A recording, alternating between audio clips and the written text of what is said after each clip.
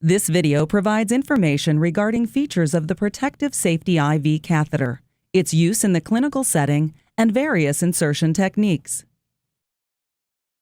Design features of the Protective Safety IV catheter. The Protective Safety IV catheter has two main components, the catheter and introducer needle. The catheter assembly includes a needle and housing to hold the device, a flash chamber which is incorporated into the housing area, and a porous plug that allows air to vent without fluid loss. One of the key features of the Protective Safety IV catheter is its unique needle guard. The needle guard is a clear hard plastic tube built into the housing area. The needle guard incorporates easy-to-hold grip pads. As the catheter is advanced into the patient's vein, the needle guard slides forward to fully encase and protect the exposed needle.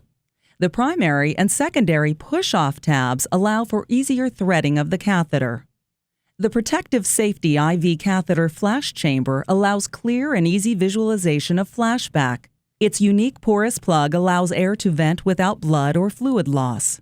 When the needle is fully encased, an audible click is heard which signals that the needle is locked in the needle housing and it is safe to disconnect the catheter from the covered needle.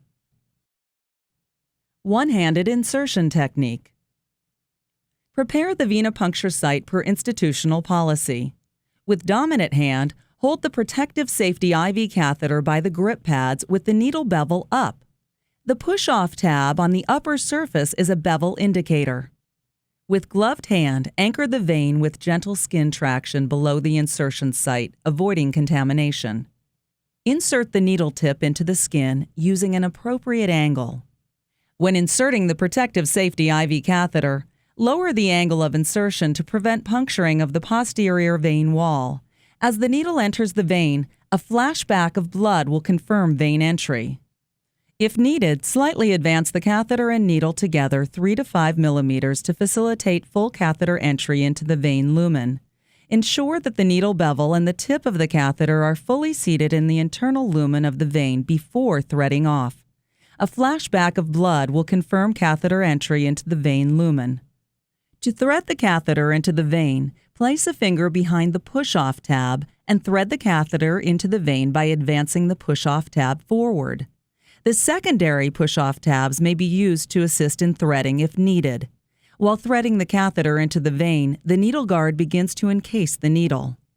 Using an index finger to stabilize the device at the push-off tab, withdraw the needle by pulling back on the grip pads until it is locked in the needle guard.